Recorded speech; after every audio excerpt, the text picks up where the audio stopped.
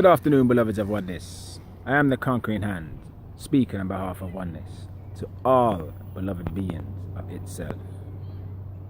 Oneness, thank you for blessing thy mind, blessing thy tongue with the words of truth you have filled this vessel with, so those who listen may hear the truth of these words and the relations of these words to themselves. Gratitude. So continuing the genetic heritage pieces, this is about the anthropological journey bequeathed in that genetic heritage. What do the pyramids around the world say about us? What do they say about our anthropological journey?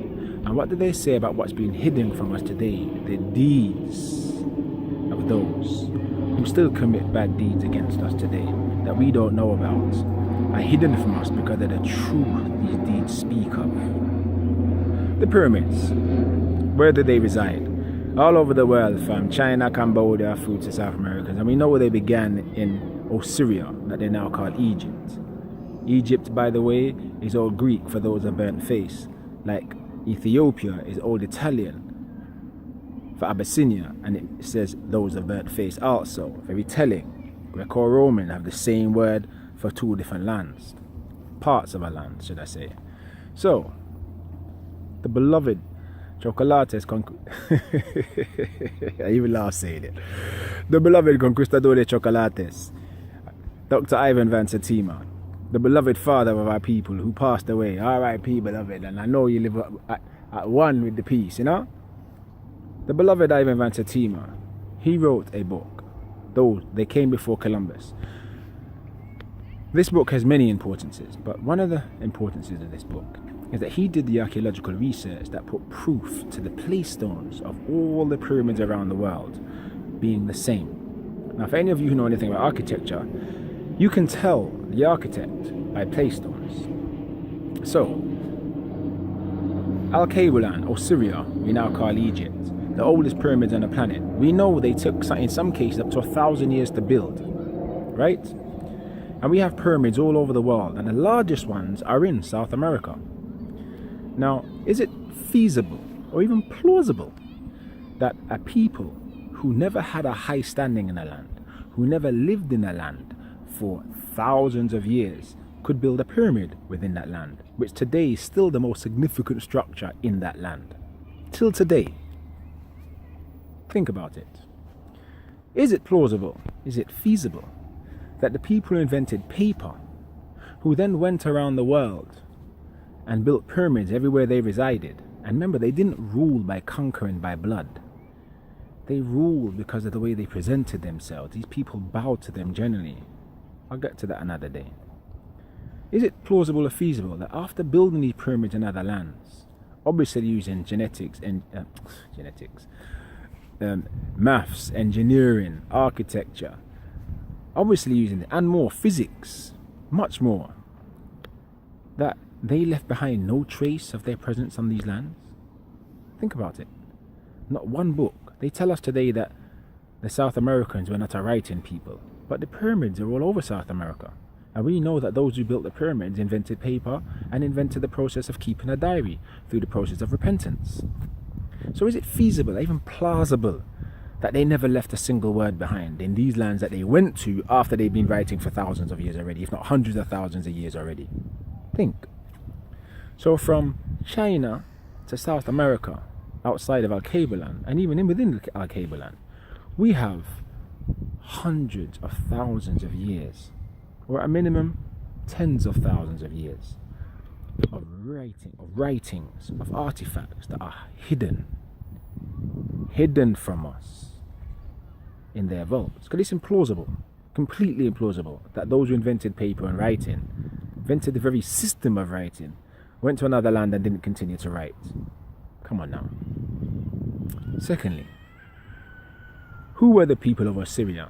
We know they were the beings connected to Ra. They were the beings who lived in observance of Ra. They're the beings that live in spirituality.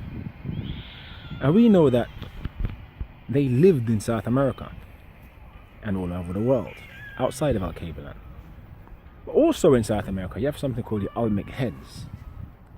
Now, in the blessed Ivan Van Septima's book, they came before Columbus. He also speaks to the Olmec heads, where he's done the archaeological research upon too. And these heads have carved into them Zulu headdress. Now, think about this for a second. In Alkebu-Lan, in the north, you have those of the Osirian. In the south, you have those of the Zulu. Yeah? Xhosa. And from the north and the south, they both exhibit in the South Americas, living peacefully side by side. So obviously they must have had a common language, which was communicate from Alkebu-Lan to the South Americas. So where is that language? And where are those peoples? Where is this knowing? Where is all the knowing of the ancestors of these people? Why are there no people? And here we come to the act that's been hidden.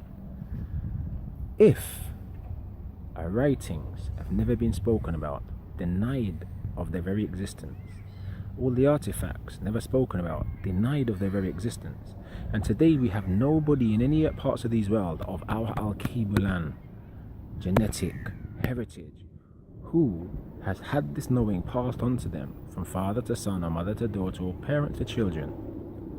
Where did these people go? Now we know that these people are murderers, pedophiles, rapists, and all the other things you can say about that come bad. We know they are this. So did they just exterminate races of people in the Pacific Isles and in the Caribbeans, or did they exterminate way more than this? Think about this, beloveds. Take your time. I'm not going to tell you this because I'm not too sure. Apologies, Oneness. I am certain that telling you is not having the effect that one would like. And it's not one that's communicating, it's one that's communicating through I. So forget telling. I will begin asking you all questions, but placing before you some facts that allow you to find your own answers. So you have peoples who live together in South Americas, who now no longer communicate on their own land, Alkebu-Lan, because the north was taken over by the Arabs. The Middle East, not the Arabs, because the Arabs are those of Alkebu-Lan with higher learning. The Middle East has taken over the North Africa, North Alkebu-Lan.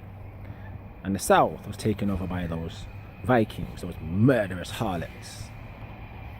Not that the Middle Easterns aren't murderous harlots, they're all murderous harlots. But there's a degree, maybe. And because these two areas of land were taken over, this breaking of these people's relationship has come into place. Now, how many people of ours lived in the South Americas, lived in Cambodia, lived in China? Because we know they were around in the Ming Dynasty. We know this. It's already been proven about the Ghanaian heritage within China and their language and the names that have been Chinicized, whatever you want to call it, Asianized. Yeah? But they deny that too. Everybody denying our existence everywhere around the world. But yet these structures speak of our existence like nobody else can. And that structure can't be denied. So where are all these people? And how many millions of these people were exterminated by these people? If indeed they were exterminated. But you have to ask yourself this. If a people who live somewhere no longer do, and we know Alkebu-Lan people live there because of the pyramids and the Olmec heads, and the Easter Island heads at that, and they've already been proven archaeologically to be our own. Where are those people? Where is that knowing? And why have these people hidden it so much? How important is it? How much more developed is it from that on the land of Osirian in Alkebu-Lan, that they have hidden it from existence, from being, and deny its very existence? How important is it? And the fact you have one like I arising on this earth, who grew up in the UK but exhibits raw gratitude. Cannot all our people exhibit raw again when necessary? Beloved people of Oneness, your wonderment, inquisitive mind must once again begin. You have to start asking questions of your surroundings. If you do not ask questions of your surroundings, they will continue to kill you. That's all they've done. They've been planning your death since 1000 BC. And not only have they planned it, to my horror, they have enacted that planning. Another day. Thank you, beloved oneness, for the truth that left thy word. Thank you, beloved oneness, for the truth that left thy mouth, the truth that left thy mind, the truth that formed in the essence of thyself, which is of one. Blessed little beings of oneness, another day and the morrows. Redemption songs. Emancipate yourselves from mental slavery. None but ourselves can free our minds.